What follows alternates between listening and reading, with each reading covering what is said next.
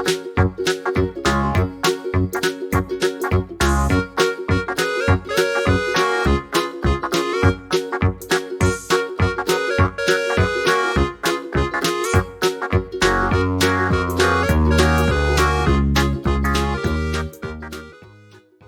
turma do sexto ano, tudo bom com vocês? Estamos mais uma vez juntos aqui na nossa aula de língua portuguesa, hoje segunda-feira.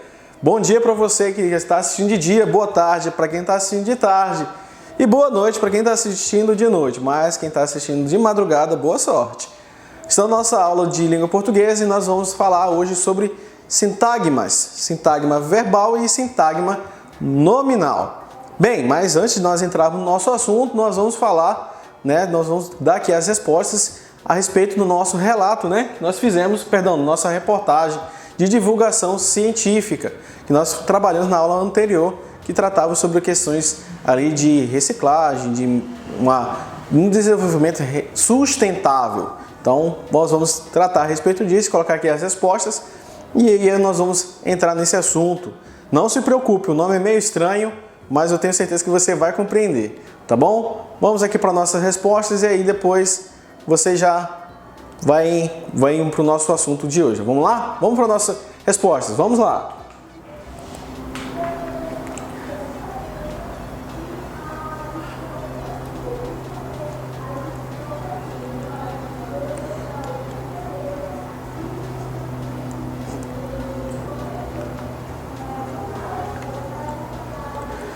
A número 1, eu sei que ela está um pouco extensa, gente, mas não se preocupe, tá? Se a sua resposta, como eu sempre falo, se a sua resposta está próxima dessa resposta que está aqui, pode permanecer, não tem problema, tá? Mas se aí no caso você fugir um pouco, eu quero que você procure se aproximar o máximo daí. Só quero também que você preste atenção aqui na letra A da número 2, que ela diz assim, assinale a alternativa em que indica a área da ciência da qual essa pesquisa faz parte. Lembre-se que no começo das nossas aulas nós falamos a respeito sobre alguns tipos de ciências que existem. E aí, no caso, observe aí que ela, a respeito do que foi a reportagem, ela está tratando literalmente sobre as ciências ambientais. Por que não seria agrárias, professor? Por que não seriam umas ciências biológicas?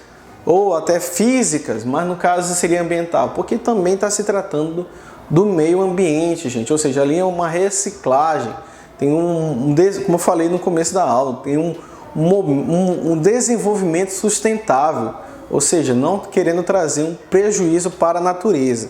Então seria ciências ambientais.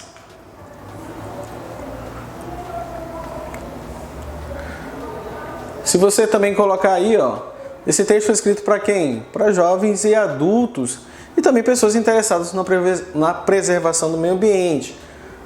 Ou seja, aí com novas tecnologias envolvendo a indústria de alimentos. E na letra C eu não coloquei nada porque é a sua opinião, não tem a ver com a nossa opinião. Em sua opinião, qual a importância de divulgar essa pesquisa? Aí você coloque sua resposta, tá ok?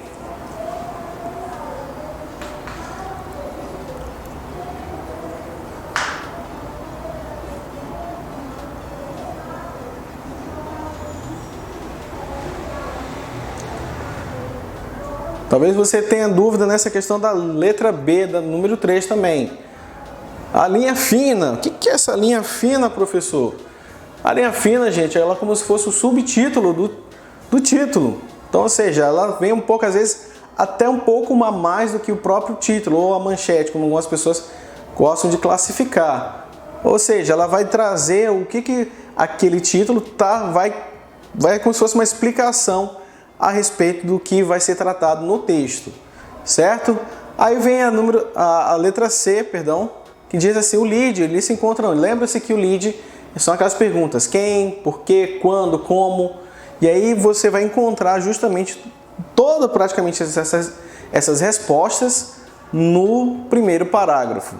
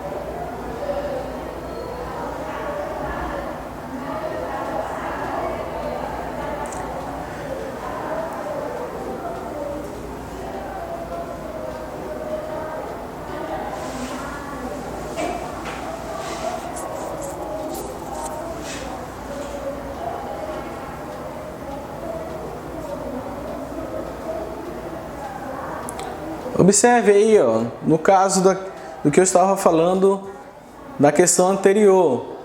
Olha lá.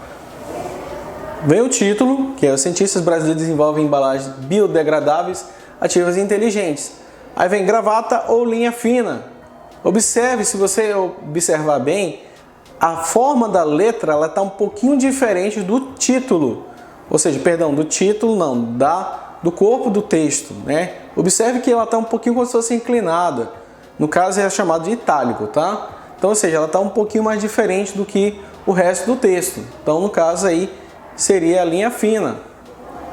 Em alguns livros você poderá encontrar como se fosse um título auxiliar. Não, isso não vem ao caso. Então, está aí. Aí vem a questão da lead, como eu falei para vocês. O que é? Por exemplo, quem é que começou esse tipo de pesquisa? Aí tem as pesquisadoras do laboratório. Aonde? Na Escola Politécnica da USP. Então aí vem todas essas perguntas que são respondidas no primeiro parágrafo, como foi visto no nossa questão anterior.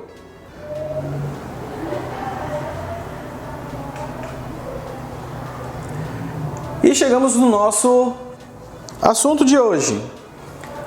Sintagma nominal e sintagma verbal. Vamos lá.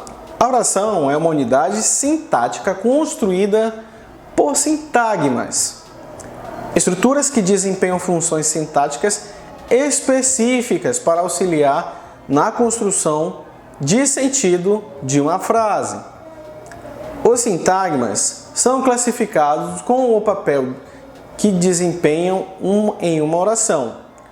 Quando o núcleo, se liga nessa parte aí, gente.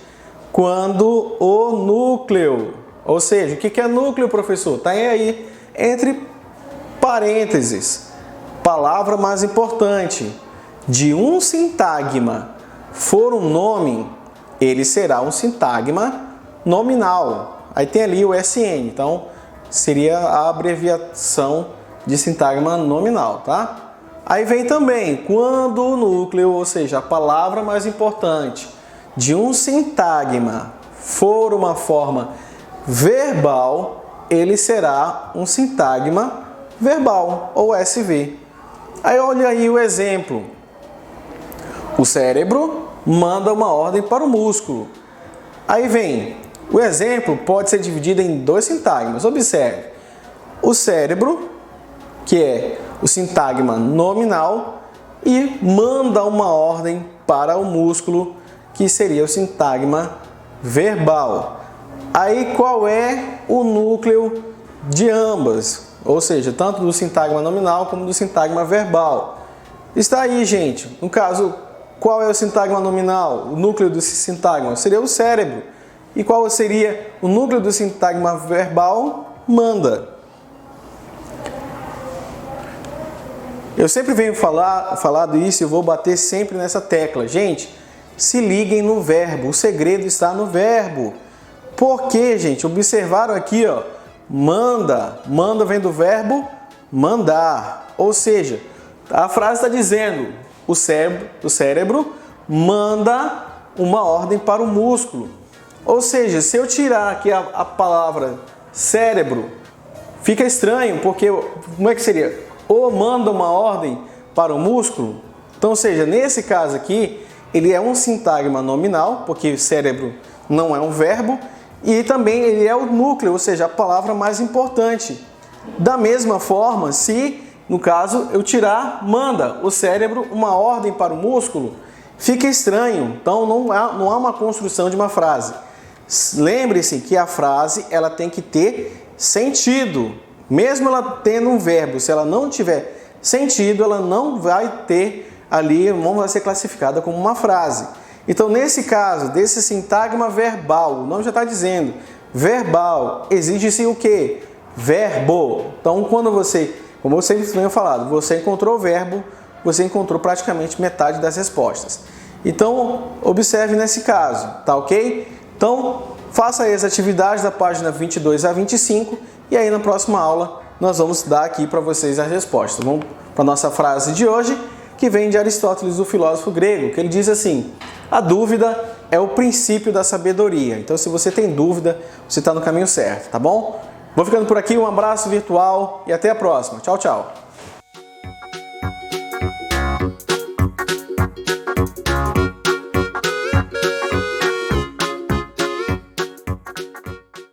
Olá, sexto ano, tudo bem com vocês?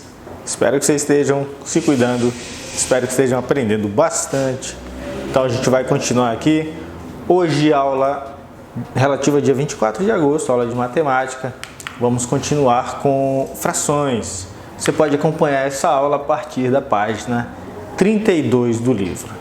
Acredito que é nossa segunda aula, né? Ou terceira, não importa. Mas vão acompanhando, prestem bastante atenção, use o livro sempre como base. Então, abra aí e vamos começar. Primeiramente, relembrar que na fração o número que fica abaixo é o denominador e que indica em quantas partes o todo foi dividido. Por isso ele é sempre diferente de zero.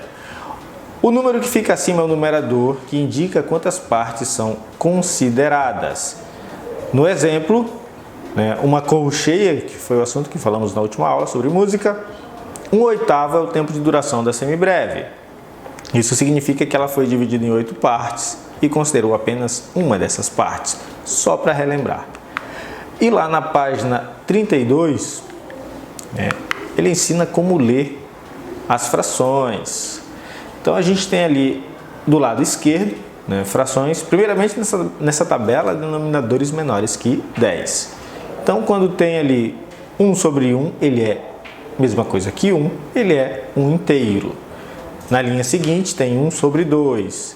O denominador é 2, a gente lê 1/2, ou seja, metade. Então, a gente sempre lê o número de cima com o número como a gente conhece, o número ordinal, né? Aliás, o número cardinal. E o número de baixo, aí nós temos outras formas de fazer a leitura. Quando é 2 é meio, quando é 3 é terço, quando é 4 é quarto, quando é 5 quinto, quando é 6 sexto, quando é 7 sétimos. E o número de cima nós lemos como ele é naturalmente. Então paramos ali no 3 meios, que é o 3 sobre 2. Em seguida vem 5 terços, note que em cima tem um 5, lemos 5. Embaixo tem o 3, 5 terços. Agora, indo para a quinta linha, 3 quartos, 3 sobre 4. O denominador é 4. Olha lá a leitura. 3 em cima, 3. Embaixo, o denominador 4, 3 quartos. E na linha seguinte, 3 sobre 5, 3 quintos.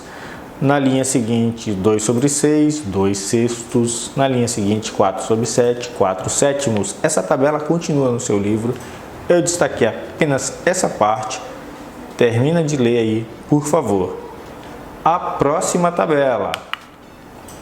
Agora é a leitura de denominadores iguais a 10 ou maiores que 10. Nessa leitura, continua lendo do mesmo jeito o numerador. A parte de cima é o número como a gente vê. E a parte de baixo vai ter um nome bem específico.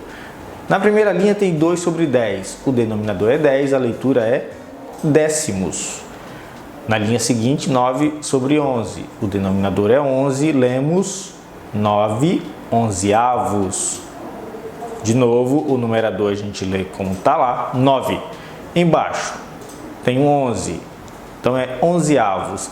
E vai ser assim em todos os números entre 11 até 99. Então tem 11 é onzeavos, tem 23, 23avos, 50, 50avos, até o 99, 99avos. No exemplo seguinte, 3 sobre 15, o denominador é 15, a leitura é 3 quinzeavos. Na linha seguinte, 45 sobre 63, o 45 lê da forma como está lá, e embaixo 63 também, seguido da palavra avos. Então, essa fração aí é 45 63 avos. E lembra que eu falei que vai assim até 99? Após o 99 tem o 100. No 100 já muda, é 1 centésimo. 1 sobre 100, 1 centésimo. Volta a ser avos entre 100 e 1000. 1 sobre 101 é 1/101 avos. 1 sobre 500 é 1/500 avos. E vai assim até 999. 1 sobre 999 é 1/999 avos. 3 sobre 1000. Aí já mudou. Após o 999 vem o 1000. 3 sobre 1000, lê 3 milésimos. 20 sobre 100.000. 20 centésimos de milésimos. Observe a leitura. 20 centésimos de milésimos. Em seguida, 5 sobre 1 milhão. 5 milésimos de milésimos. E assim, consequentemente. Entre 100 e 1000, entre 1000 e 100.000, entre 100.000 e 1 milhão, qualquer denominador que apareça, vem acompanhado da palavra avos. Aí é aquela mesma regrinha do entre 11 e 99. E agora vamos a exercícios sobre frações. O primeiro exercício está na página 33, é o exercício 1. Ele já foi pedido, vamos fazer uma correção aqui, espero que você tenha feito, espero que tenha acertado, se não, corrija aí. O primeiro é 2/4, já coloquei a resposta por quê? Porque ele quer a fração representada na parte colorida. O 2 são as duas partes amarelas. E o 4? A divisão que foi feita em 4. Na C, no item C, ele tem 4 divisões, 4 triângulos, uma única parte pintada, aqui é 1/4. Então, se você fez e acertou, parabéns, se não, corrija. Foram feitos os itens A e C, tem mais para fazer, faça os outros. E agora o exercício 3, na página 33 também, escreva a fração que representa. Na letra A, ele pede 10 minutos de 1 hora. Quantos minutos tem 1 hora? Vai tentando lembrar aí, se precisar pausa o vídeo. Espero que você tenha lembrado. 1 hora tem 60 minutos. Então 10 minutos de 1 hora vai ser 10 sobre 60. Que também pode ser escrito como 1/6. Isso aí a gente vai ver no futuro, como é que uma fração se torna outra. 12 horas de um dia. É só lembrar quantas horas tem um dia. Vai ser as 12 de 24. Ou 1/6. Exercício 11 da página 35. O time de futebol em que Thiago é goleiro disputou 38 partidas em um campeonato e venceu 27 delas. Escreva a fração que representa a quantidade de partidas vencidas. Todas as partidas são 38. Venceu 27. 27 sobre 38. E na B, partidas perdidas ou empate. São todas as outras que não foram das 38, né? Então, se de 38 venceu 27, deixou de vencer, empatando ou perdendo em 11. A fração será 11 sobre 38. E agora, com esses exercícios, com esses exemplos, você pode aí ter treinado um pouquinho. Peço que você vá lá nas páginas 34 e 35, façam os exercícios que são pertinentes a esse assunto, exercícios facinhos para começar. A última lista estava mais curto, agora tem um pouquinho mais. Acho que você não vai ter dificuldade.